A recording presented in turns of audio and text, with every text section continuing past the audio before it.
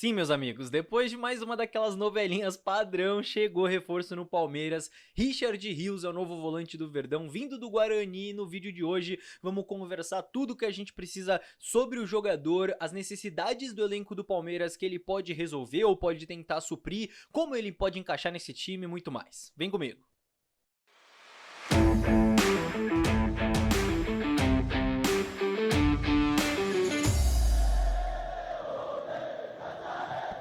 Salve, salve, você que acompanha a Análise Verdão, meu nome é Leonardo Suzuki, estamos aqui para mais um vídeo, sejam muito bem-vindos, vamos falar sobre Richard Rios, é isso mesmo, volante de 22 anos colombiano, contratado pelo Palmeiras, vindo aí do Guarani depois desse campeonato paulista, e você já sabe, né, se tem contratação, tem vídeo aqui no Análise Verdão, mais de um vídeo inclusive, então se preparem, vem muita coisa boa aí pra gente analisar tudo sobre esse novo reforço do Palmeiras. Então, meu amigo, se você está aqui, ansioso por essa análise, já se inscreve aqui no canal, eu preciso falar antes, porque depois você vai esquecer. Checa aí se você tá inscrito, às vezes você já viu um vídeo aqui meu analisando um jogador do Palmeiras, um reforço e ainda não se inscreveu, então se inscreve aí, não custa nada, é um clique, me ajuda muito.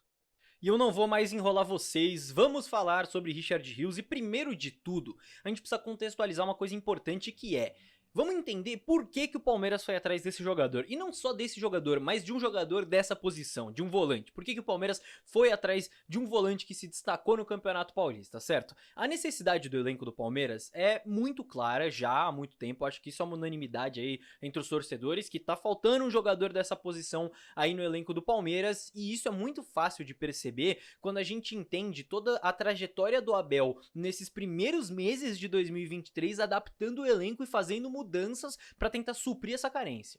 Então, para vocês visualizarem melhor o que eu tô falando, vamos dividir o meio-campo do Palmeiras naquelas três posições que o Abel costuma comentar, né? O 5, o 8 e o 10, certo? No início do ano, quando o Danilo ainda era do Palmeiras, a configuração era mais ou menos essa aqui, com o Danilo sendo o 5 titular, o Zé Rafael sendo o 8 titular, o Veiga sendo o 10 titular e essas opções aí no banco de reserva, certo? Pelo menos 3 opções por posição, o Gabriel Menino era opção pro camisa 8, eu coloquei o Tabata aí como uma opção pro camisa 10, porque ele também pode fazer essa função, enfim, temos aí 3 opções por posição.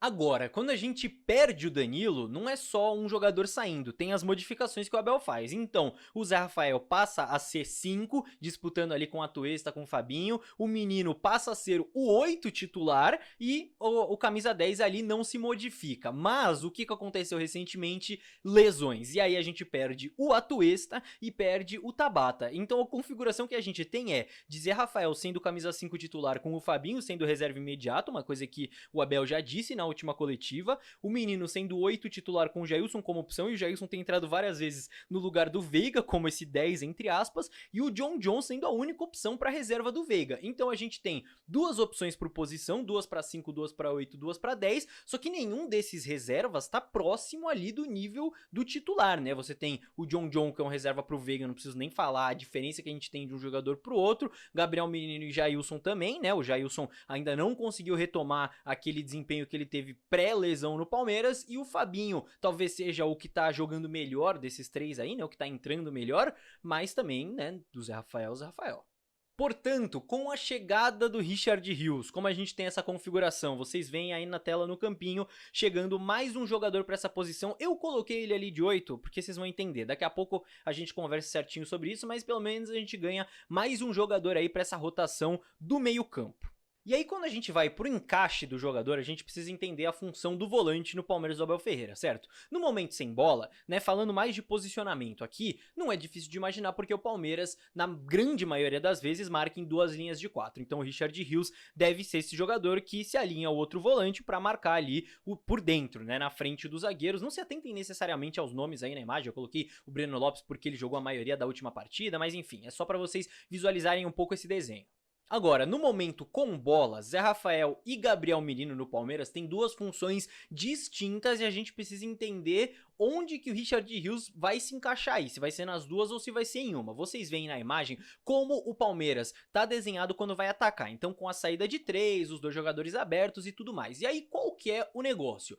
O Zé Rafael, ele tem uma função, que é de ser esse jogador à frente da saída de 3 para poder ajudar nessa saída de bola, distribuir e tudo mais. E o Gabriel Menino, apesar dele também contribuir nesse sentido, ele tem cada vez mais se alinhado ao Veiga, chegado à frente, se posicionado nas costas dos volantes adversários para servir como um meia mesmo nesse momento ofensivo. Então vai ser interessante observar como o Abel vai utilizar o jogador nas primeiras partidas no Palmeiras, como o Abel imagina ele entrando em uma dessas funções, ou do Zé, ou do Menino, ou enfim, o Abel pode criar uma coisa nova também, né, mas eu não tenho como prever. Mas por que eu tô citando isso? Porque é interessante, porque eu vi no vídeo do Massini, do canal do Massini aqui no YouTube, que obviamente vocês conhecem, o Gustavo Soler, que é repórter da Rádio Bandeirantes, dando a informação de que a contratação do Richard Rios não é aquele 5 que o Palmeiras estava procurando. A informação é de que ele vem para substituir o Atuesta, que se lesionou, vai ficar fora praticamente a temporada inteira, então ele viria para substituir o Atuesta. E aí a gente entra numa outra questão. E essa questão é realmente uma dúvida que eu tenho, que é uma coisa que só quem tá lá dentro do clube pode responder, e eu quero trazer essa reflexão aqui, certo? Não é um julgamento de valor, é só uma reflexão. O Richard Rios, ele vem como o substituto do Danilo, ou ele vem como uma oportunidade de mercado, um jogador ali que se destacou no Paulista, que o Palmeiras viu, gostou e quis trazer, tipo, sei lá, mais recentemente um Tchê, por exemplo, lá em 2016, que o Palmeiras viu, trouxe a oportunidade. Por que eu tô falando isso? Porque eu queria resgatar uma fala do Abel na coletiva pós Palmeiras e São Paulo nesse Paulistão. Olha só. Eu quero jogadores prontos, jogadores que venham fazer a diferença. Porque se vier jogadores para nós continuarmos a ter que os potenciar e formar, eu vou abaixo à base e jogam os moleques da base. Com potencial é os de baixo. Prontos. É os que quiserem vir e que o clube conseguir contratar, e sei que o clube está a fazer um esforço para trazer esses jogadores. Ou seja, mais uma vez, não é um juízo de valor isso aqui, tá? É só uma reflexão. O Richard Rios, independente de características que eu vou trazer mais pra frente, ele não é esse jogador pronto, propriamente dizendo, certo? Ele é um jogador que o Abel vai ter que desenvolver, querendo ou não. Isso não é uma crítica, isso é só um apontamento, certo? Estamos refletindo aqui. Então, ao mesmo tempo que o fato do Richard Rios ser um jogador que o Abel vai desenvolver, isso vai contra essa fala que o Abel teve na coletiva, mas, ao mesmo tempo, alguns jornalistas têm a informação de que o Richard Rios está chegando justamente porque a comissão do Abel gostou dele no jogo entre Palmeiras e Guarani. Então é uma dúvida aí que eu tenho. Então aí, será que o Abel desistiu dessa ideia de querer só jogadores prontos mesmo e tá aceitando também jogadores que ele possa desenvolver, talvez pela falta de opções que ele tem no elenco? Ou será que essa é uma exceção, não entra nisso, é mais aquela oportunidade de mercado mesmo, a exceção? Ou será que o Palmeiras nem deu ouvido a essa fala que o Abel teve na coletiva? Enfim, é uma coisa que a gente só vai ter clara mesmo a partir do momento que ele começar a ser utilizado, ver como o Abel vai utilizá-lo, com que frequência vai utilizá-lo e também se o Palmeiras trouxer ou não outro volante, né? Que aí se o Palmeiras traz um outro camisa 5, aí a gente já entende isso de uma maneira mais clara. Mas eu quis trazer essa reflexão porque não tem resposta, mas quero saber a opinião de vocês também.